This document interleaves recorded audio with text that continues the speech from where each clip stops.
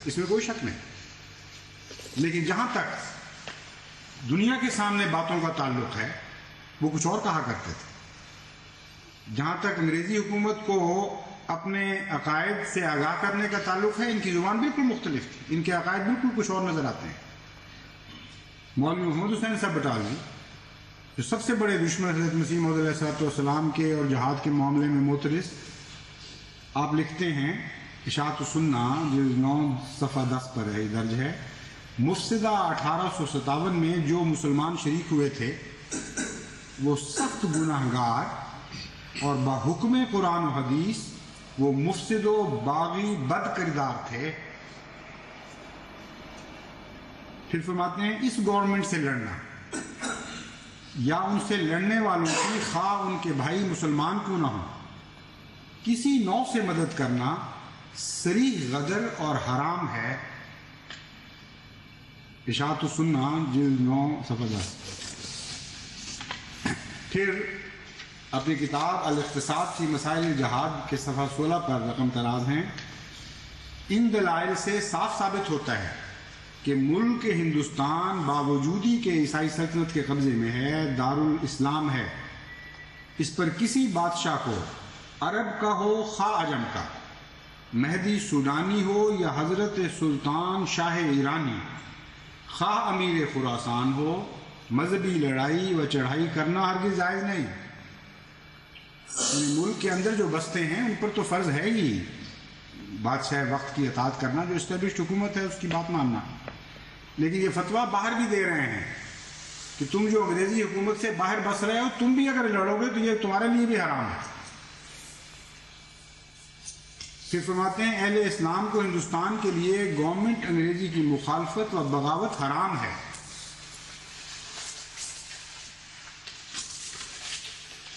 پھر فرماتے ہیں اس زمانے میں شرعی جہاد کی کوئی صورت ہی نہیں ہے، کیونکہ اس وقت نہ کوئی مسلمانوں کا امام موصوف بصفات و شرائط امامت موجود ہے۔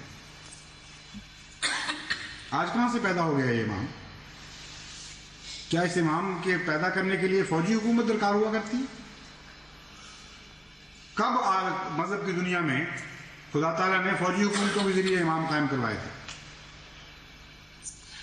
فرماتے ہیں موصوف بصفات و شرائط امامت موجود ہونا چاہیے، اور نہ ان کو ایسی شوکت جمعیت حاصل ہے جس سے وہ اپنے مخالفوں پر فتح یاب ہونے کی امید کر سکیں۔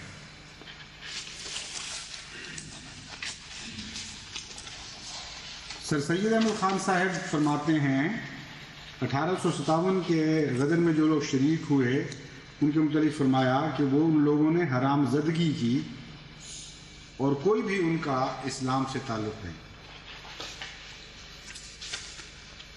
اعلیٰ حضرت سید احمد رضا خان صاحب بریلوی، امام اہل سنت بریلوی فرقہ، فرماتے ہیں ہندوستان دارالاسلام ہے، اسے دارالحرب کہنا ہرگز صحیح نہیں۔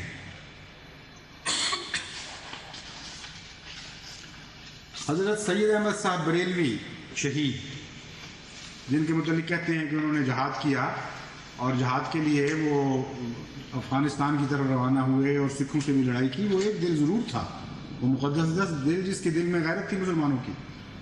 لیکن جہاں تک انگریزی حکومت کا تعلق ہے، آپ کے سوانح نگار سوانح احمدی کلام کے صفحہ 71 پر لکھتے ہیں سرکار انگریزی کو گو منکر اسلام ہے۔ فرماتے ہیں یہ ہوا یہ واقعہ کہ حضرت سید احمد صاحب بریلوی رحمۃ اللہ علیہ مجدد 13ویں صدی سے متعلق مولانا محمد جعفر صاحب تھانیسری نے یہ بات لکھی ہے کہ ایک سائل نے یہ سوال کیا کہ آپ انگریزوں سے جو دین اسلام کے منکر اور اس ملک کے حاکم ہیں، جہاد کر کے ملک ہندوستان کیوں نہیں لے لیتے؟ آپ نے فرمایا سرکار انگریزی گو منکر اسلام ہے مگر مسلمانوں پر ظلم اور تعدی نہیں کرتی اور نہ ان کو فرض مذہبی اور عبادت لازمی سے روکتی ہے۔ ہم ان کے ملک میں علانیہ واز کہتے ہیں اور ترویج مذہب کرتے ہیں، وہ کبھی ماننے اور مزاحم نہیں ہوتی۔ ہمارا اصل کام اشاعت توحید الہی اور احیاء سنن سید المرسلین ہے، سو وہ بلا روک ٹوک اس ملک میں ہم کرتے ہیں، پھر ہم سرکار انگریزی پر کس سبب سے جہاد کریں اور خلاف اصول اسلام طرفین کا خون بلا سبب گراویں؟ یہ جواب باثواب سن کر سائل خاموش ہو گیا اور اصل غرض جہاد کی سمجھ گیا۔ مگر ان علماء کو جو آج بول رہے ہیں احمدیت کے خلاف، ان کو آج تک سمجھ نہیں ہے۔ مولانا شبلی نعمانی فرماتے ہیں رسول اللہ صلی اللہ علیہ وسلم کے عہد ذری سے لے کر آج تک مسلمانوں کا ہمیشہ یہ شعار رہا کہ وہ جس حکومت کے زیر سایہ رہے اس کے وفادار اور اطاعت گزار رہتے۔ یہ صرف ان کا طرز عمل نہ تھا بلکہ ان کے مذہب کی تعلیم تھی جو قرآن مجید، حدیث، فقہ سب میں کنایتاً اور صراحتاً مذکور ہے۔ مقالات شبلی جلد اول صفحہ 171۔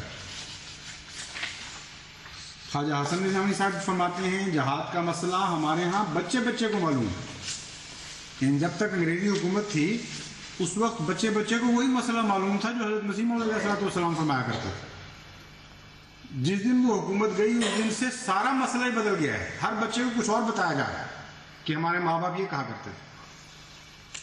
بچے بچے کو کیا معلوم ہے؟ فرماتے ہیں وہ جانتے ہیں کہ جب کفار مذہبی امور میں حارج ہوں اور امام عادل جس کے پاس حرب و ضرب کا پورا سامان ہو لڑائی کا فتویٰ دے تو جنگ ہر مسلمان پر لازم ہو جاتی ہے، مگر انگریز نہ ہمارے مذہبی امور میں دخل دیتے ہیں، نہ اور کسی کام میں ایسی زیادتیاں کرتے ہیں جس کو ظلم سے تعبیر کر سکیں، نہ ہمارے پاس سامان حرب ہے۔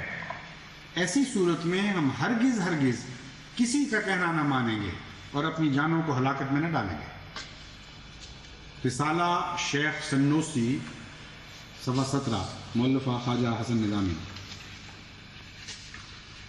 احمدیت کے جو بات کے دشمن ہیں ان میں سے بھی بعض یہ تسلیم کرنے پر مجبور ہوئے۔ چنانچہ ایک ملک محمد جعفر صاحب ایڈوکیٹ ہیں جنہوں نے احمدیہ تحریک کے نام پر ایک کتاب لکھی تھی۔ وہ فرماتے ہیں مرزا صاحب کے زمانے میں ان کے مشہور مقتدر مخالفین مثلا مولوی محمد حسین بٹالوی، پیر مہر علی شاہ گولڑوی، مولوی ثناء اللہ صاحب اور سر سید احمد خان سب انگریزوں کے ایسے ہی وفادار تھے جیسے مرزا صاحب۔ یہی وجہ ہے کہ اس زمانے میں جو لٹریچر مرزا صاحب کے رد میں لکھا گیا اس میں اس امر کا کوئی ذکر نہیں ملتا کہ مرزا صاحب نے اپنی تعلیمات میں غلامی پر رضامند رہنے کی تلقین کی ہے۔ یہ تسلیم کر لیا ہے کہ دو دور آئے ہیں مسلمان علماء پر، ایک وہ جو انگریزی حکومت کا دور تھا حضرت مسیح موعود علیہ السلام کے زمانے میں، اس وقت کچھ اور مسئلے پیش کیا کرتے تھے، سارے علماء وہی مسئلے پیش کرتے تھے جو مسیح موعود علیہ السلام جہاد کے متعلق فرما رہے تھے، اور آج ان کے مسائل بالکل بدل چکے ہیں اور یہ رخ ہو گیا، مشرق سے مغرب کی طرف رخ کر بیٹھے۔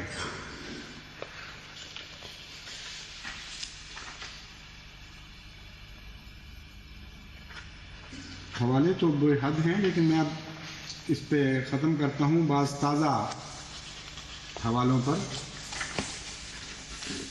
شورش کشمیری صاحب جو احمدیوں کے اول معاندین میں سے تھے، کتاب سید عطاء اللہ شاہ بخاری میں یہ بات تسلیم کرنے پر مجبور ہو گئے کہ جمال الدین ابن عبداللہ شیخ عمر حنفی مفتی مکہ معظمہ، احمد بن ذہنی شافعی مفتی مکہ معظمہ اور حسین بن ابراہیم مالکی مفتی مکہ سے بھی فتاوی حاصل کیے گئے جن میں ہندوستان کے دارالاسلام ہونے کا اعلان کیا گیا تھا۔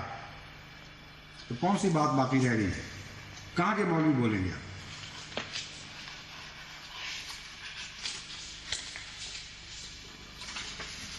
اور مولانا مودودی صاحب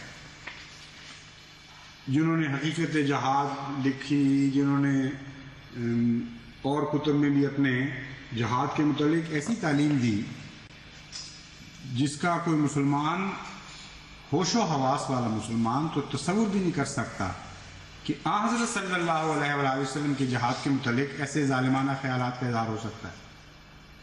سب سے متشدد جہاد میں نظریہ رکھنے والے آج مولوی مولانا مودودی صاحب تھے، ہیں آج ہیں، مراد ہے کہ ان کا فرقہ ہے اس وقت جو ان کی باتوں کو تسلیم کرتا ہے، یہ تو فوت ہو چکے ہیں۔ جہاد فی الاسلام میں جہاں تک حضرت مسیح موعود علیہ الصلوۃ والسلام کے زمانے کے ہندوستان کا تعلق ہے، اس کے متعلق آپ فرماتے ہیں ہندوستان اس وقت بلا شبہ دارالحرب تھا۔ کس وقت دارالحرب تھا؟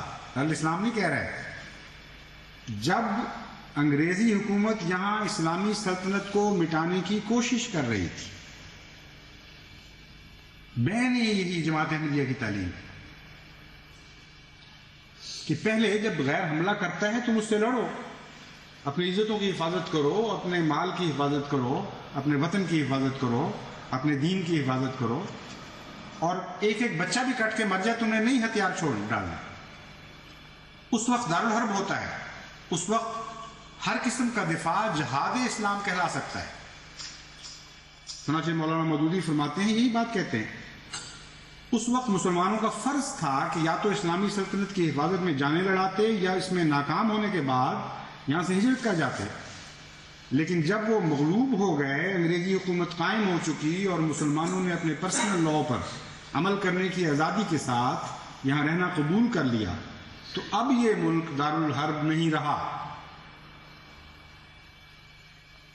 سود حصہ اول صفحہ 77 تا 78، یہ کتاب کا نام ہے سود۔ اور جلالت الملک شاہ فیصل نے اس سال 1385 ہجری حج کے موقع پر رابطۃ العالم الاسلامی مکہ مکرمہ کے اجتماع میں فرمایا، اے معزز بھائیو، تم سب کو جہاد فی سبیل اللہ کا علم بلند کرنے کے لیے بلایا گیا ہے۔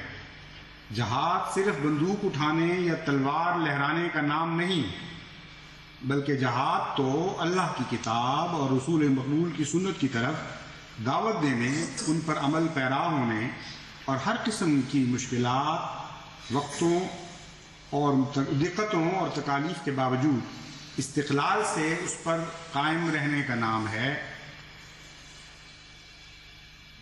پھر فرماتے ہیں، ان غیر مسلم حکومتوں میں رہنے والے مسلمانوں پر جو خدمت دین اور اللہ تعالیٰ کے اوامر کی اتباع واجب ہے، خدمت دین اور اللہ تعالیٰ کے اوامر کی اتباع واجب ہے، انہیں اسے ادا کرنا چاہیے۔